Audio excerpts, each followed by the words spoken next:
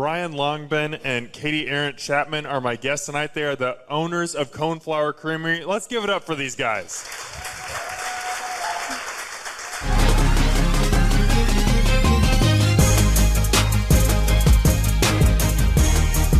Hey there, Omaha. Welcome into another episode of Restaurant Hoppen. I'm your host, Dan Hoppen, and today I want us to interrogate what the word chef means and maybe challenge it a little bit, because I think when most of us think of chef, we think of somebody who's behind the pass or who's working in a restaurant, and those people certainly are chefs. But my two guests on this live panel tonight are absolutely chefs as well, not because they've worked in restaurants and they've held chef positions before, but what they do in their ice cream shop, Coneflower Creamery, is just as much technically precise and culinarily thoughtful as what most chefs are doing in restaurants. Brian Langbehn and Katie Arant Chapman are my guests tonight. They are the owners of Coneflower Creamery. Let's give it up for these guys.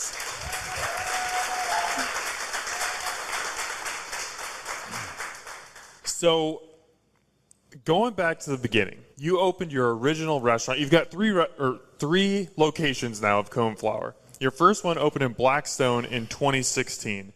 Since then, you've opened two more. One is in downtown Omaha. You just opened one in Elkhorn earlier this year. You've been featured on the Food Network. You've gained recognition as the #1 ice cream shop in America. A lot has happened in those 9 years. Take me back to like when you're first opening the shop. If you would have known what all was coming, would you have even believed it? I would have. No. I think we thought we had something that would Omaha would appreciate and that would be successful, but to the extent and as quickly as it happened, not in my wildest dreams. Yeah. No, I mean we started. It was just the two of us, and we had a couple employees, and just such a small, like tight-knit crew. And to watch it grow and expand the way that it has been, yeah.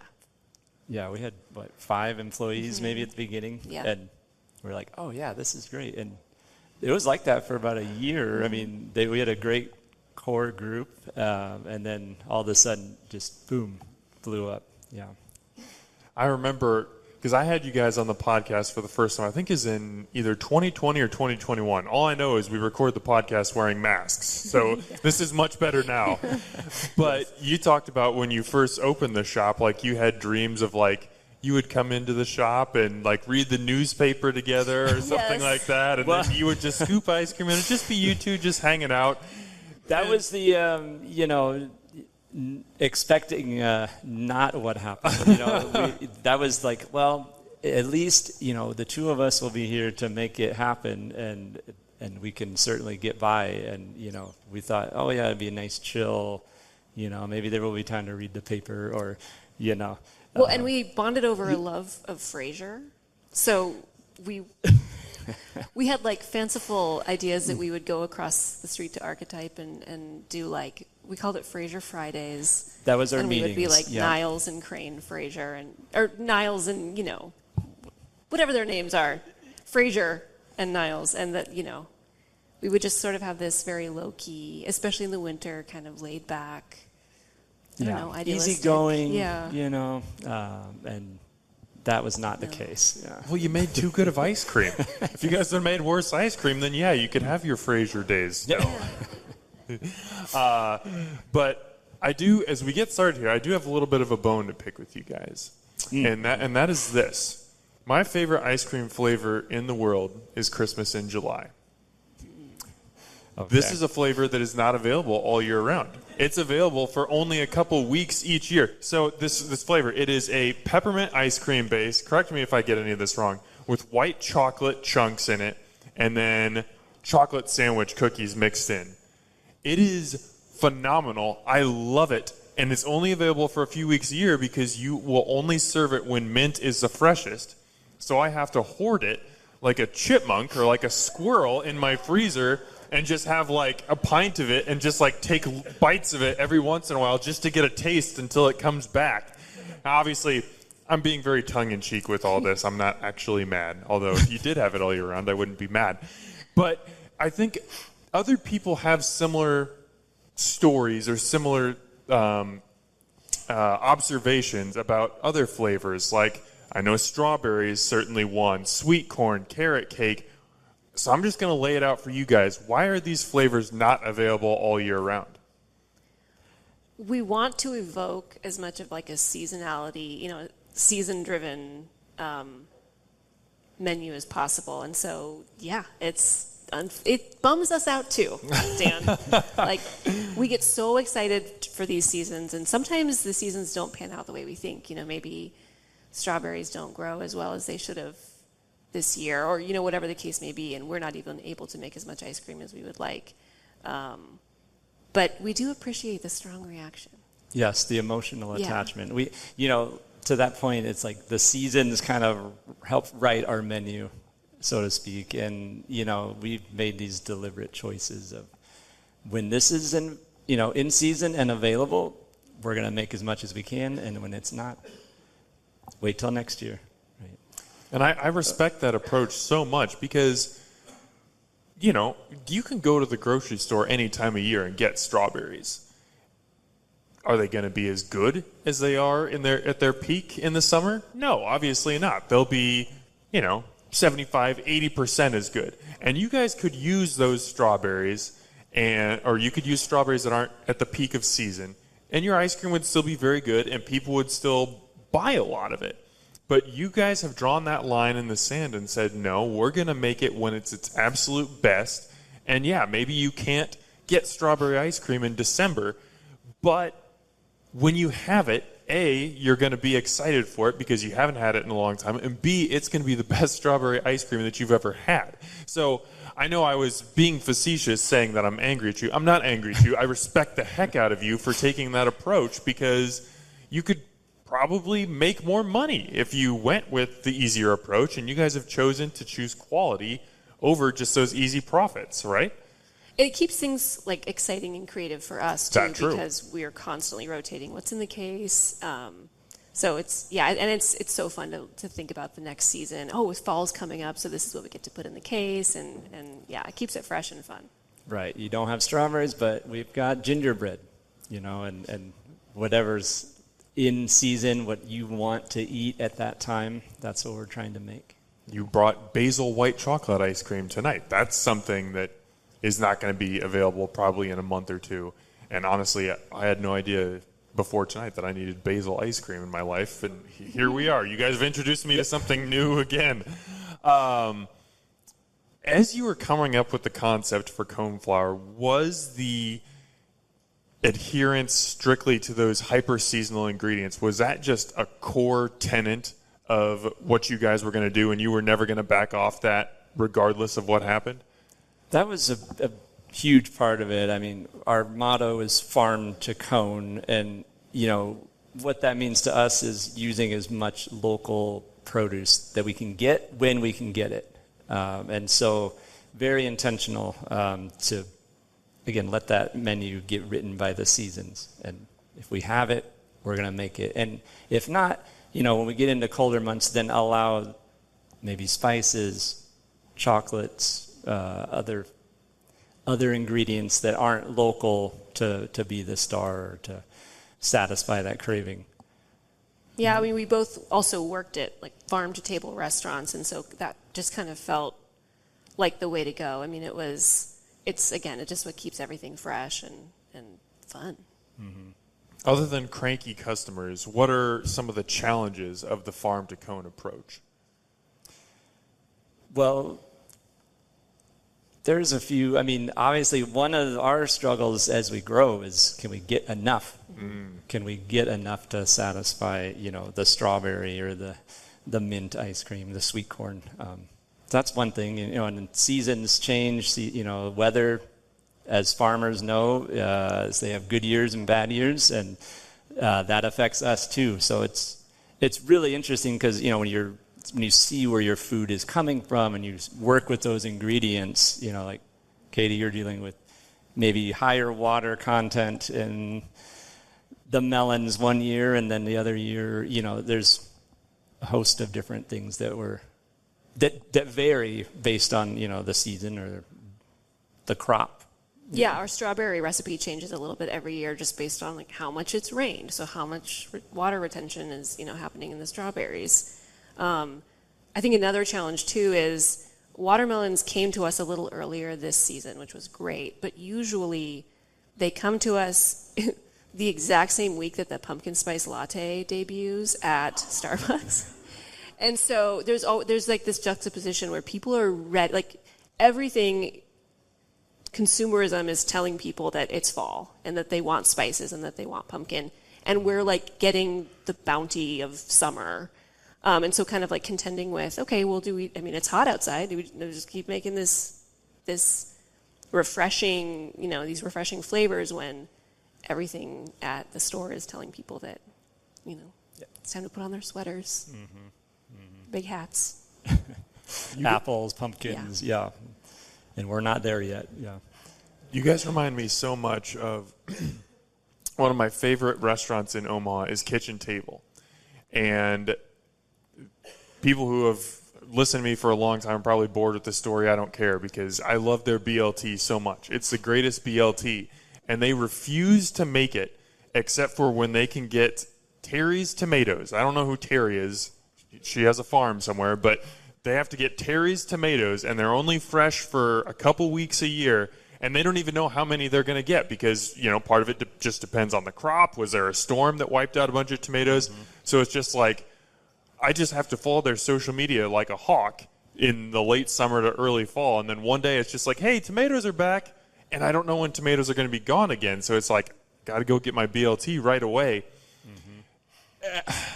I don't even know what my question is there. It's just like, it's so interesting, and I respect places so much that choose to go that angle and just say, we want the greatest thing that we can offer our customers, and it might not even be the most financially lucrative decision, but you are dedicating yourself to the craft above everything else. Yeah, there's something special about that, as a consumer too. Like yes. You are just like, when you see that, you're like, I've got to go get it. I know that what they're doing at this time is going to be the best, and so I think that is what we try to do.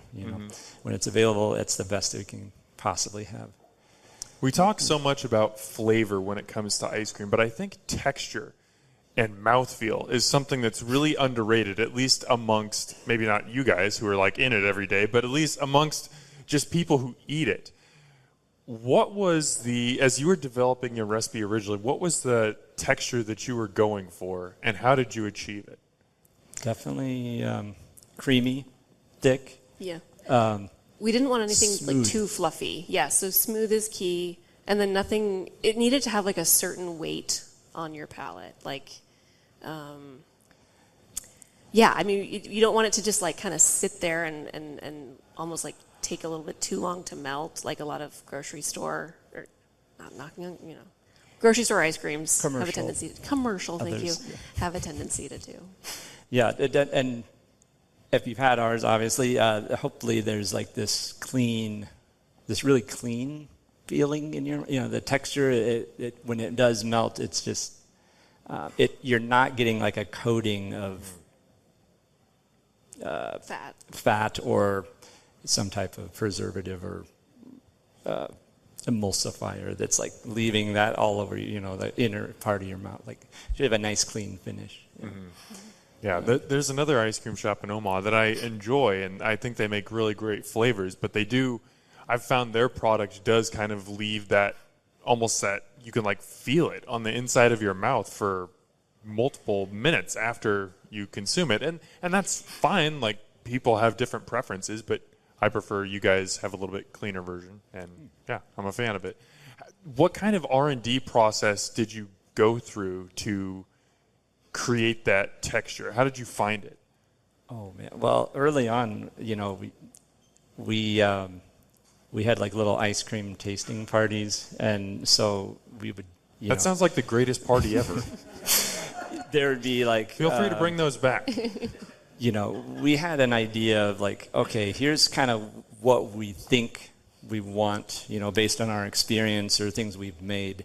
But basically looking at maybe here's 4 different kinds of vanilla, and we've tweaked maybe something within each of those, and then we gave out little grading sheets to everybody, and then like they literally scored each one based on those categories, I mean, mouthfeel, texture, flavor, and that was a part of the early process of like starting to hone in on like where are we going with what we really want, you know. And ice cream is particularly scientific in that there's a ton of variables, and then it can just come down to how much air you decide to whip in, or you know, changing your fat percentage by 2% or 4%, or your sugar by 3%. It's just all there's so many variables that you can achieve to get the mouthfeel and the texture that you want. It's very scientific. I think a lot more scientific than most people would think, right? I think so. Yeah. I mean, there's a lot that goes into it. And you know, when we do a unique flavor, oftentimes it requires a little bit of a rework just because adding that new ingredient kind of throws our, you know, algorithm off whack. Yeah, and we wanted something as pure as we could get it, you know, and simple, let the ingredients shine through, let the, you know, the texture of the milk and the cream come through. And yeah, I think we landed on it. And our recipe is still really simple, so there aren't any preservatives or emulsifiers, which is part of the reason that the ice cream does melt a little bit quicker than maybe some other shops or some commercial stuff, because there's nothing holding it together other than air. How much have you tweaked the base recipe over the years versus how much has it stayed the same to what you originally had? I would say the main base recipe has changed very little.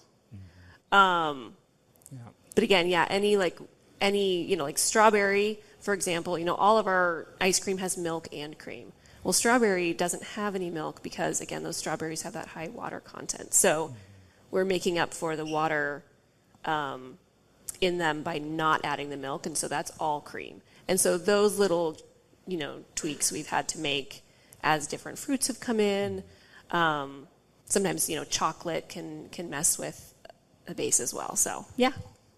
All right, let's talk about flavors, because anytime that someone comes into Coneflower, you got the standard vanilla, you got chocolate, you got cookies and cream, chocolate chip cookie dough. You know, you've got the familiar ones. They're always going to be on the roster. But there's also the other half of the menu that's constantly shifting, and you guys talked about part of this already. Is part of it is just local ingredients, what's in season. With the special scoops, whether they're ones that come back every year or there's something that you guys just get interested in and you want to create a new flavor, where does the inspiration for those come from? Oh, man. All over the place. Yeah. We do library days sometimes where we'll go and rent a little room at the library and just open every book we can get our hands on.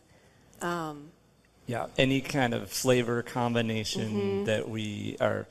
I mean, really, what do I want to eat? I think we start there and like, what sounds really good? But, you know, drawing on those experiences and, you know, flavor relationships, you know, things that play well together, whether we've seen it in ice cream or not, or maybe not even in a dessert, but we know, hey, this one works well, like the basil and white chocolate. Like, this could be incredible, you know, the way those flavors work together.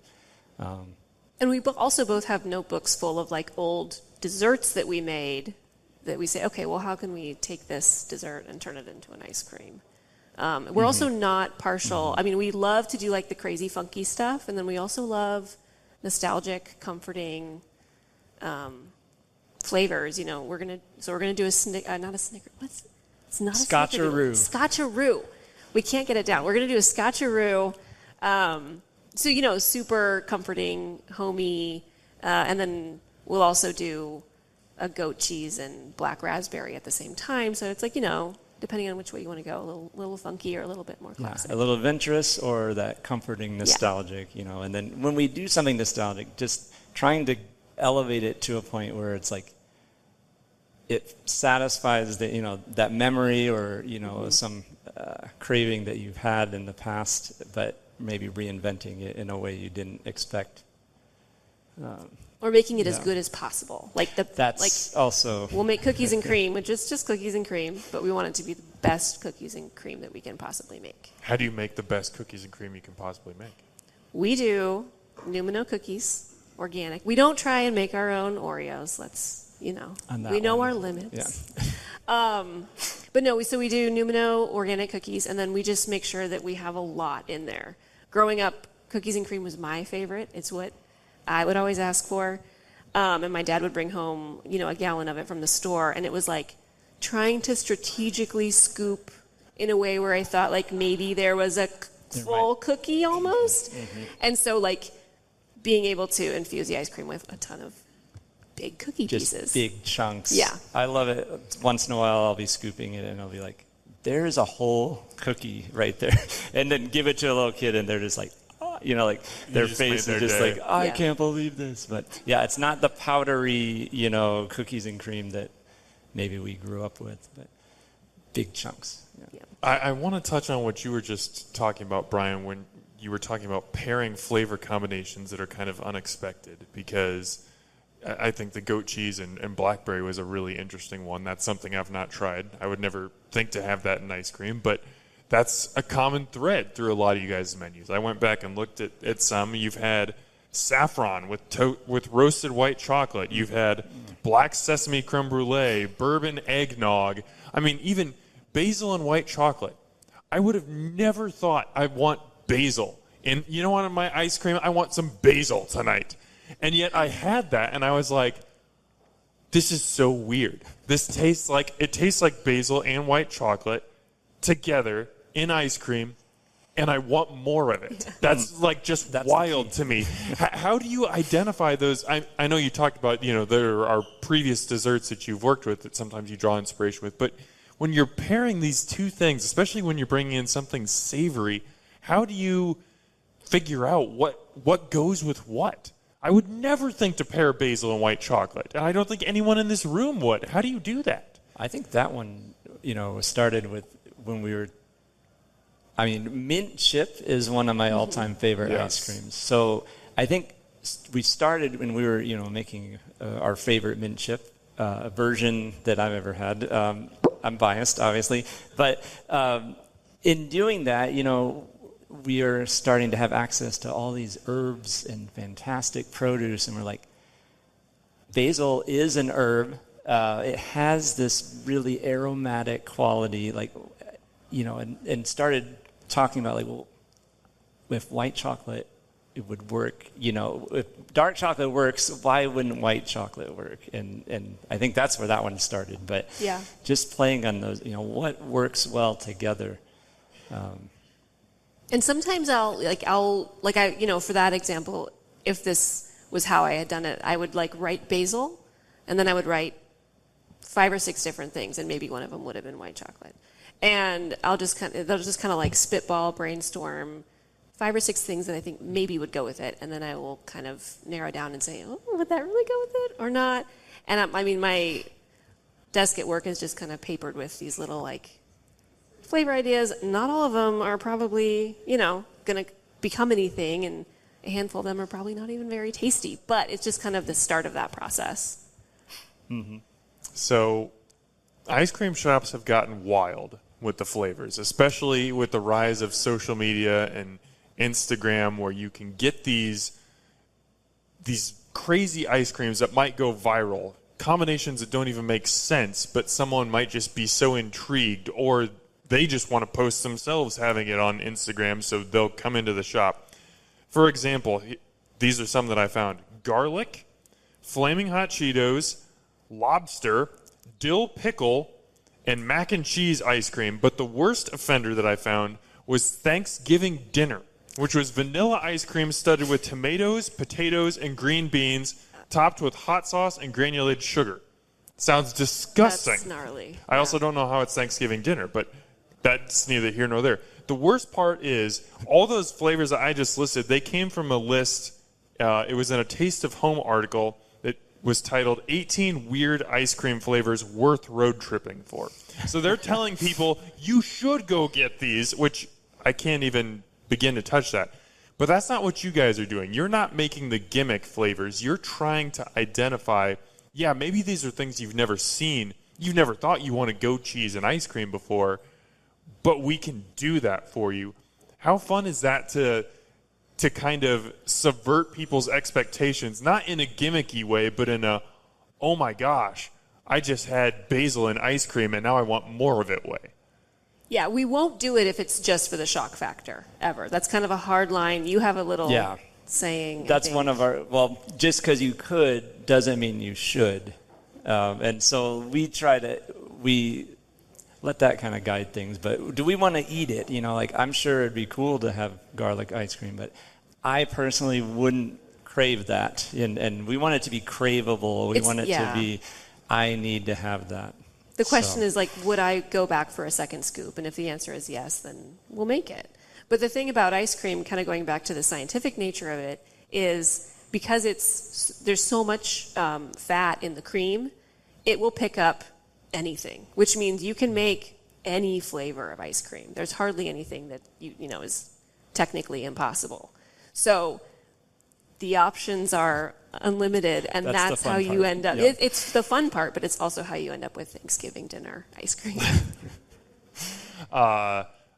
Last Friday, I tried a new flavor at Coneflower. It's not quite Christmas in July, but it's up there. Cornbread and hot honey. These are things that I absolutely love. Ice cream, hot honey, cornbread. I would never in my entire life think I should bring these three things together in ice cream, and yet you guys did it, and it's phenomenal. It's really good. I have some more of that saved in my freezer, too. Our freezer is going to be like 80% just leftover ice cream. Sarah, don't be mad at me. I want to hear the R&D process. Like, how does a new ice cream come together? And I believe that was a new one. That's never been on the menu before. Can you guys, using hot honey cornbread as an example, how did that flavor come from conception to now it's in the shop and people can get it? Yeah. Well, conception, definitely. I love cornbread. I think that's a good start. And I like spicy things. So, you know, we started there that, like, this has to be in an ice cream. Like, we can do it, right? And then, you know. Well, we actually started with just a cornbread and honey. That was kind of a few years ago we did that. Yep, the basic one. Mm-hmm. But and that was then you had said, well, like, what if we do a hot honey?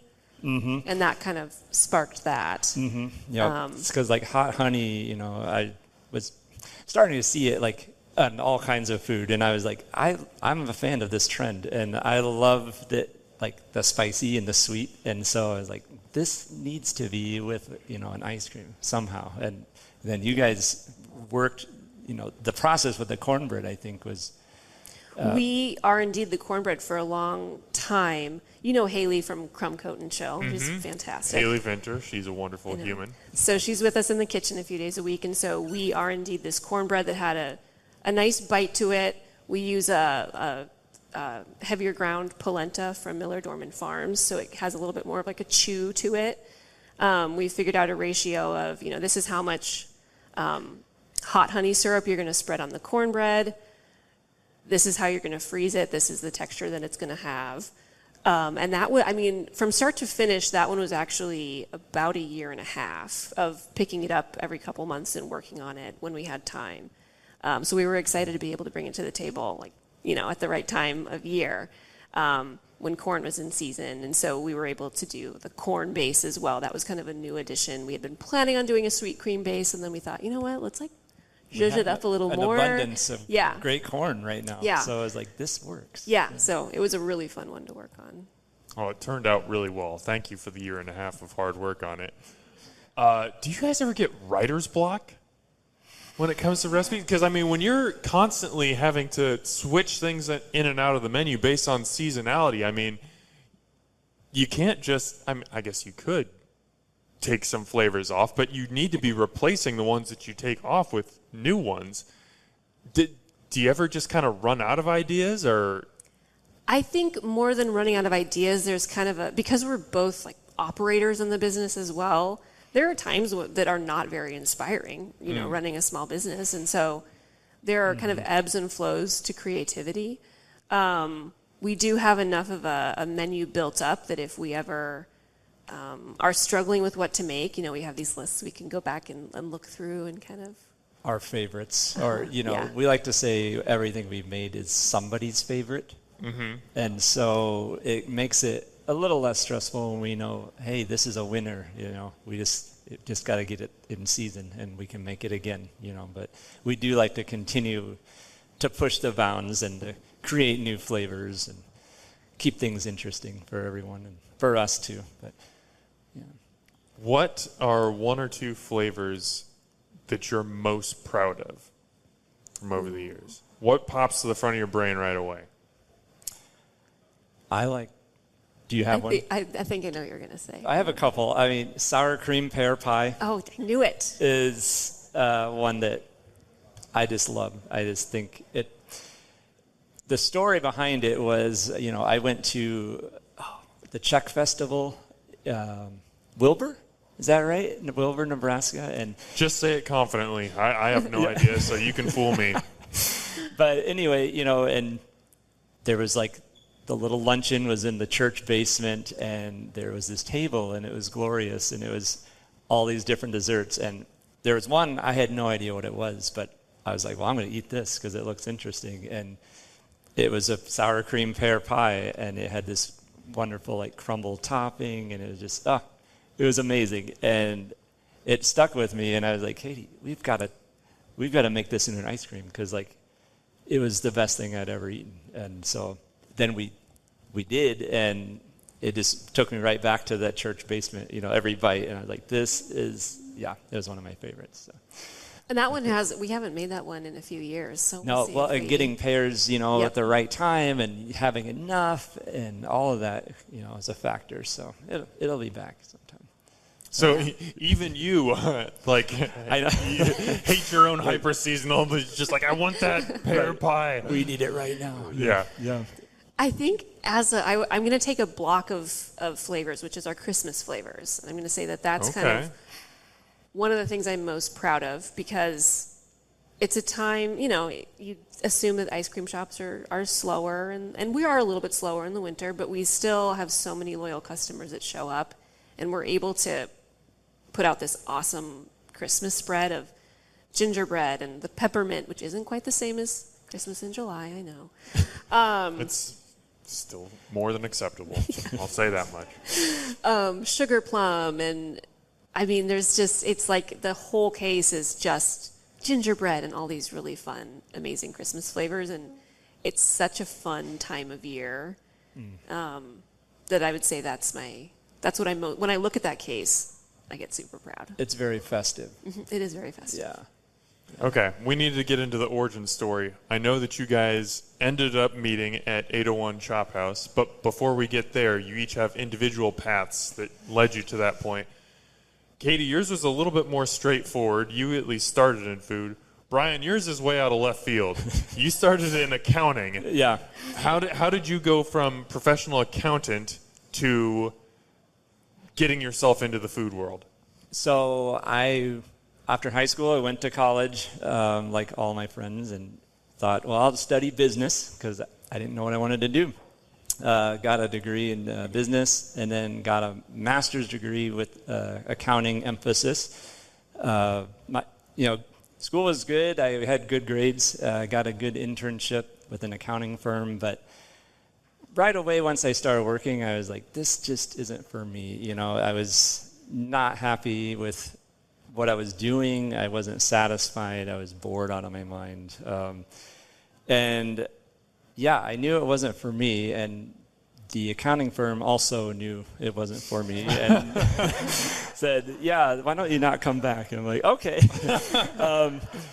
At that point, I knew I can go find another job that I hate, or I need to get, maybe serious about what I really want to do, what am I passionate about, and go a different direction. And that's what I chose to do. I was very passionate about cooking and food at the time, and I thought, this is something I could really get excited about and dive into. So I went to the Cordon Bleu in Chicago, the cooking school there, and just started over. While I was there, I was like I went to Chicago because it was such a great food city. Omaha has amazing restaurants, but Chicago, was on another level at that time. And I was like, I just need to see what's out there. And while I was there, I was like, well, I need to work in the kind of place that excites me and that I want to do. So I was reading through like a Bon Appetit magazine and came across, it was the Where to Eat Now edition, if you guys are familiar with the magazine, but it's like basically the hottest restaurants in the country, and so I was looking through it and I found there was this place in Chicago and it was called Sugar, a dessert nightclub, and I was like, this is awesome. And so I showed up one day in the afternoon and rang the doorbell. They were closed. And the chef answered the door, amazingly enough. And I was like, hey, I'm Brian. I'm a culinary student. I'm willing to do anything. I want to work here. And she's like, well, my assistant just put in their notice, so why don't you come back next week and we'll have an interview. And interview went great, and it was amazing. So I got the job. It was basically myself, the chef, and then another assistant. But it was a dessert nightclub. We did fancy plated desserts and high-end cocktails. No food, but it was like a restaurant. It was so cool. A dessert nightclub. Yeah, it was quite the spot. Well, and so little did I know, the chef at that time, she came out of Charlie Trotter's restaurant, which, if you're familiar with Chicago and the restaurant scene, he was like an icon there.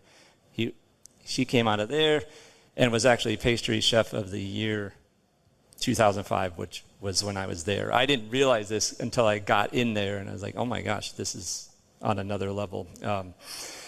But we were doing plated desserts, really cool stuff. Everything that we were doing had an ice cream or a sorbet. So we were making all kinds of crazy flavors, balsamic vinegar, just crazy stuff. And it really opened my eyes to like, wow, ice cream is so exciting. Anyway, fast forward, left there, finished school, came back to Omaha, got a job just doing whatever I could. My first job was at Attitude on Food, a catering company, and just started prepping there, working there. Left there. Down the road, someone I met at Attitude on Food, I gave him a call one day, and he's like, hey, I'm over at 801 Chop House now, and we need a pastry chef. They just quit. What are you doing? And I'm like, you got to come over here. I'm like, okay. So kind of fell into that job, started pastry chef at 801, classic New York steakhouse, and then kind of a strange path. I worked my way up, sous chef and executive chef eventually. Loved it there. And at that time, we needed a pastry chef. And then Katie walked in, and we gave her the job. We were like, yes, we're so happy we have someone so talented. And yeah, I don't know. That's probably it's a good segue into. Yeah, real quick, Katie, catch us where up. Before Brian's working at the dessert nightclub, what are you doing? What was preparing you for this moment when he needed a pastry chef, you were going to be available? Yeah, so I graduated high school, didn't really have a clear plan or path for what I wanted to do. But it was kind of at the same time that the Food Network was really gaining its sea legs. So, like the crazy cakes and all the fun stuff that people were doing back in like 2008, 2009. Duff Goldman, wildness. Exactly, yeah. So I said, I'm going to be a cake decorator. And so I went to Metro, ended up realizing I have no interest in decorating cakes, but I do really enjoy pastries in general. And so that just kind of became my whole world. I graduated from the program, and I worked at Le Voltaire out west. I worked at M's Pub in Vivace. And one day, I don't know if you know, but there were tunnels that connected M's Pub and Vivace underneath the old market. Interesting. And that was actually where we had our pastry kitchens. So one day, prep cook from the Vivace side came down and asked me if I would come and work at 801 because they were looking for somebody. And I was still, I knew at that point I needed to leave Omaha for a while, but I wasn't quite ready to do it. So I went and applied for the job, met Brian for the first time, and I worked as his pastry chef for, I think, exactly a year. And at that point, it was like, okay, I have enough money saved up. I love Omaha, but I did want to work in a larger pastry market.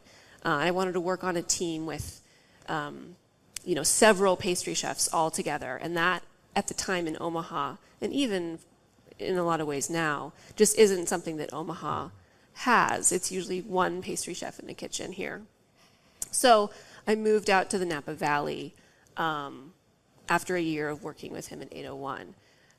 During our time at 801, we just kind of waxed poetic about ice cream every chance we got.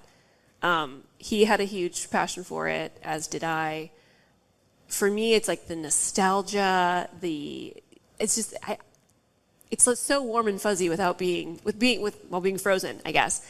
But I love ice cream, had always loved ice cream, and so it was something we really bonded over at the time. And they had there's a little chunk of the dessert menu at 801 that is an ice cream menu. And so most of the 801 menu is very structured, or it was at the time. And so it was, you could do a carrot cake, and you had your flourless chocolate torte, or, that's cheesecake, right? Souffle. But the ice cream was kind of the only area where you could kind of go wild and sort of do whatever you wanted. It was an ice cream trio. You could make whatever flavors you wanted. And that was where you could kind of flex your creative muscles a little bit. So that's what initially got us talking about, hey, we both happen to really enjoy this. And we would talk late at night when we were cleaning up about, imagine like an ice cream shop where we were making like the salted caramel sauce from scratch and the hot fudge sauce, and wouldn't it be, just doing it all really well? Yeah. How cool would that be? The farmers were bringing the stuff. Yeah. We were getting fresh corn to make a side dish, but the farmers are bringing it in to make the ice cream. And, Yeah. But nevertheless, I left town. And so I moved out to the Napa Valley for 3 years and worked under some really phenomenal chefs out there. I started with the Michael Chiarello restaurant group, and then moved to the Thomas Keller restaurant group. And some tiny chefs, not very well known, small restaurants, no big deal. Oh, yeah.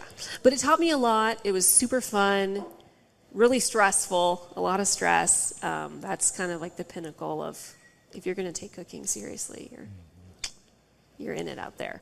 Tell me about that. What made it so stressful? The expectations placed upon everyone. If you're going to be operating at that level consistently, it's, you're going to get yelled at when you mess up. That's just, for them, that's just the way that they, handle any discrepancy in menus or any, I have a lot of respect for the Thomas Keller restaurant group specifically, because it is they have such a high standard, they uphold it so well, and they do so while respecting all the cooks. Not all restaurants, that are operating at that level do have such a respect for all the cooks, but... Mm-hmm. Well, because you can't mess up. No. If somebody's going to one of Thomas Keller's restaurants, that's a reservation they made months ago. It's probably a birthday, anniversary, something. And if anything is wrong, it feels like, a affront to their religion or something. But I'm sure that there was a lot that you learned from that. But we could spend half an hour just talking about that. Unfortunately, we don't have time to talk about that tonight. What I want to talk about next is a phone call that you get from Brian. You guys have been kind of batting around the idea of ice cream, then you leave for a couple years, and Brian gives you a call. What does he say? Brian gives me an ominous phone call. Not very much detail, but I know that I need to call him back, and I don't know what the phone call is about, but I do know what the phone call is about. And so I gave him a call, and he was like, I'm ready to do this thing. And I was like, you mean that thing that we talked about that I never thought would actually happen? Okay. So we talked for quite a while I was still in California and sort of workshopped a handful of different aspects of the shop.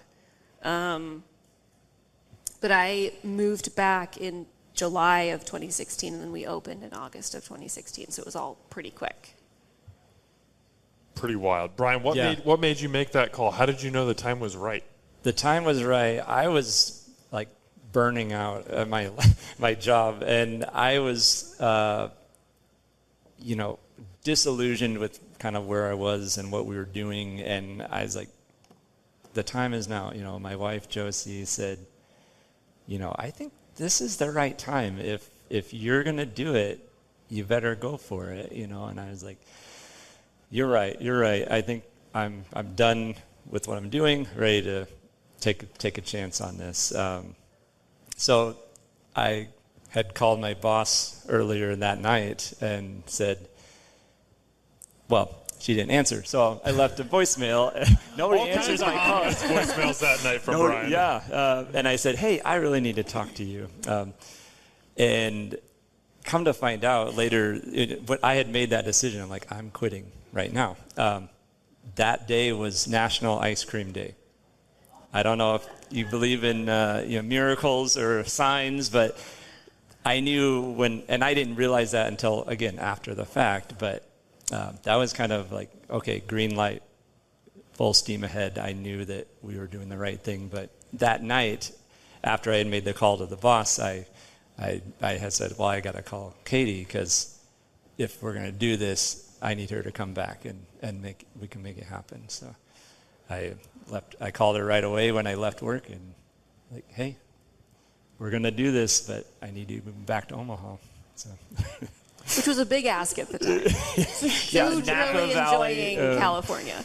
Yeah. So what made you say yes? I mean, like you said, this was a high-pressure environment that you were working in. So, there's a lot of stress that comes with that, but there's also a lot of prestige. Ton of pride. I know, pride. I'm sure you were learning under some incredible chefs. What made you say, no, I'm going to leave this and I'm going to go open this ice cream shop with this guy I used to work with back in Omaha? Well, everyone at Bouchon thought that I was crazy, too. Who's laughing now, Bouchon? I know. Yeah. I mean, it was ice cream. It was that I wanted... That warm, fuzzy ice cream. The warm, fuzzy ice cream. I could not pass up the opportunity to just make ice cream full time. I knew that was going to be so much fun. And Brian and I had worked together, but not like... there's a whole kitchen before, and I was one person in a whole kitchen working with him. And so it was a little bit of a, just like, okay, I guess, we're going to really get to know each other, if, if we do this. But yeah, it's, it was the opportunity to make ice cream. And actually during my interview for the Thomas Keller restaurant group, they had asked me, a question like, what aspect of the pastry arts are you most passionate about? And I was like, ice cream. Really love ice cream. So you guys did not open at what would probably be the ideal time for an ice cream shop. Like you said, you opened in August, so you kind of got the tail end of summer, but not peak summer. And I know that you guys opening in Blackstone, you experienced some delays, and yet when you opened, like, people were ready. There were lines out the door almost immediately. What do you remember about those first few weeks and months, and was it what you expected?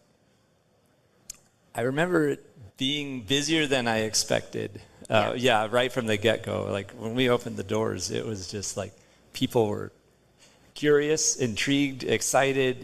Everybody was just coming in, and word of mouth started spreading like super quick, and it was just like, there was a moment like within the first few weeks where, we had the record player going and the line is out the door and I couldn't see the end of it, and we were flying around and everybody was having fun, and I just, for a moment, kind of stood back and I was like, we're actually doing this and it's going to work, and it's going to, people are really excited. We're going to be okay. Yeah, the moment of we're going to be okay that happened a few weeks in was a huge relief. So something that you said last time I had you guys on the podcast that I wish I would have followed up on, and I didn't. you said that you didn't just want to create an ice cream shop, you wanted to create an experience. And you understood, if we do this thing right, people are going to be standing in a line. And that happens at Coneflower. I mean, if somebody comes in the middle of summer, they might be standing in line for 20, 30 minutes. We have to create an experience that not only delivers them great ice cream when they get to the front of the line, but they're still happy to stand in line until they get there. How did you guys create an experience so people were happy and were willing to wait that long to get their hands on your ice cream? I mean, it all rolls into one. All the things that we do, we give attention to, we give thought into, like, what would we want from customers. I think that was a big part of, like, when we were starting, is just like, what is the dream ice cream shop and how can we make it, you know? And so having stuff, it starts with the ingredients. It starts with, you know, Katie in the kitchen making all the stuff that goes into it, the hand whipped cream. But it also is the music, the branding, the lighting, We found that a lot of ice cream shops had this like sterile feel to them, a little bit cold, a lot of white. And so that was kind of the direction we wanted to run from and create, a really intimate, warm experience. Warm, inviting. And then we wanted the service to kind of shock people. Like, it wasn't just an ice cream shop, but it was like, we were knowledgeable. We were going to tell you a story about the flavors. We were going to be faster than you expected, hopefully, friendly, you know. And so we focus a lot on that too, just bringing the whole experience together. We always say we're like tour guides of ice cream. It's like, when you get up to the case, it's like, oh my gosh, I'm so excited you're here. Like, come on, you know, Dan, you got to try this basil white chocolate. You know, like, it's fun for us too. And I think that shows, you know, when the customers come in. Well, I think we're still so like honored and thankful that people are willing to wait in line, that when they get to the case and they're looking at all the flavors, we want them to take their time. It's like, you've waited in line. This is your time in front of the case. It's your Please turn. taste everything. I'm going to give you samples of everything. And we both, because we both come from a fine dining background, we did want that elevated service for a, you know, $5, $6 product. We thought that juxtaposition was really cool. Ice cream tour guide might be the coolest job description I've ever heard anyone say. I'm very jealous of that. So you operate with just one location for several years, and then you ended up opening your second location in Millwork Commons. How did you know it was time for a second location? We ran out of room. Well, yeah. There was ice cream to the rafters, and that was part of it. That was 5 people in like a room that was like 8 by 10, you know, just like the amount of product that we were cranking out of that little kitchen is still mind-boggling, but I know you were ready for a bigger space. We had 6 people all on one 6-foot prep table, and we would just have our little like section. And you know, you're like trying to make a lot of ice cream because there are lines and there's a lot going on.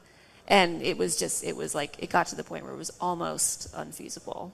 And we had been looking for a long time. I think COVID like shook things up a little bit, but we had kind of been, you know, we'd go on tours, real estate tours and whatnot. And we had looked at millwork, I don't know, back in 2019 probably. Yeah, long time ago. And there wasn't as much activation at the time. And we weren't totally sure if we could see the vision or not. And then we went back a few years later and we're like, this is going to be amazing. Yeah. It's happening. Yeah, there was stuff starting to fill in, and we could now see the vision of what the whole area was going to become, and I thought we fit in really well to what it's going to be. There's such a focus on like just good quality. I mean, I think Cross Strain is the best beer. I think Archetype is the best coffee. Sweet Mags, Best Baked Goods, Dolomiti Pizza. Yeah. Heirloom, the market is amazing. It's really a cool space to be a part of. And what's really fun about that location, I think you guys had a little bit more room to play with. So if you walk into that location and if you turn right, you go into the ice cream parlor, that's where you get your ice cream. If you look left, you get to see Katie's playground, which is basically just like this room that you get to experiment with. You mentioned earlier your desk where you've got all your different flavor combinations. That's where a lot of the magic happens. Why was having that space so important to you as you built out the second location? We thought it would be kind of fun to show, a little peek behind the curtain. It was actually my husband's idea originally. He said, you got to show him like kind of what you're doing. And I was like, well, ice cream isn't really, it's not that fun to watch. And he was like, well, I beg to differ. I think people would kind of like to see the process a little bit behind it. And we do want to showcase the chef-driven nature of what we do. We are really proud of the people that we have working in the kitchen, and we wanted to kind of showcase that. And this is, I don't know if you noticed, it's been full of watermelons. I don't know if you saw all the watermelons when you were there the other day. I saw some watermelons. Yeah, it's usually like a little peek into what's coming next, probably. Ooh. So if somebody wants to get a sneak peek on the menu, come down to Millwork and just take a peek over there. Sometimes, the stuff that we're R&Ding will be on the shelves, and you can kind of piece together what our next menu might be. Nice. 2023, Yelp names you guys the #1 ice cream shop in America. Now, I have no idea. This doesn't seem super scientific. I have no idea how Yelp comes up with this designation that they can call one ice cream shop the best in America. But I love you guys, and you're the best ice cream I've ever had, so I'm just going to go ahead and agree with them. Well, thank you. What was that like? What was it like? I don't know if it was a phone call or if you just saw it online or what happened, but what were your thoughts when you heard that? Well, it was surreal. I don't know any other way to say it. The last time they had come out with a list, we were 55th. So we were like super You've gotten excited. 54 spots better somehow. Yeah, we were like, this is amazing. I can't believe we made the list. Like, what an honor, And so, and I left you in the lurch because I was on maternity leave, and you called me like, we're running out of ice cream. well, yeah. And so they emailed us. It was kind of a mysterious email, but like, oh, you made the list again. So in my mind, I'm like, yes. Oh, we maybe 40th, maybe 35th. We're really moving up, Yeah. And then the following email was like, oh, and by the way, you are first. You're #1. And just way to bury the lead. I was like, oh my gosh. So yeah, when we made that announcement, that was the busiest I think I've ever seen the shop, and we're used to being busy, but there was a moment where, I had talked to Katie about, like, I think we may run out of ice cream. Like, we're doing everything we can. We cannot make enough. And the forecast, it was a Saturday. I'll never forget. It was like rain all day. So I'm like, okay, all we got to do is get through the Saturday. We are closed on Monday, so I think we'll make it.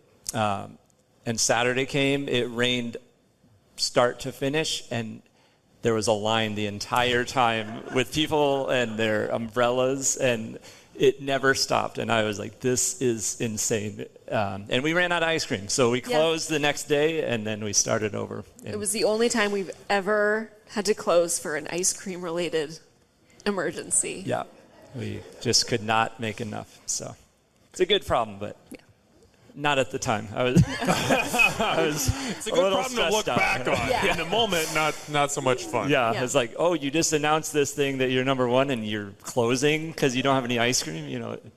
People were good. I'm sure that they were very calm and understanding. Yes. Yeah, oh yes, as customers always are. Yeah. There is so much more that I could ask you guys. I mean, we just opened a third location in Elkhorn. I could ask you about that. We could talk about this USA Today's 10 best voting. You guys have been in the top 3 or top 5 year after year, and that can't quite get #1. So USA Today, not as awesome close. as Yelp. We're running up against it on time, but I want to ask you guys, because we've spent so much time focusing on the past and how Coneflower came to be where it is. As you guys look into the future of Coneflower, what do you see? Well, I would say, having opened our third shop at the beginning of the summer, I am super excited to just take a pause, breathe, and focus on menu development, flavor development, getting back to I don't know, creating something fun and weird in a good way. Yeah, same. I think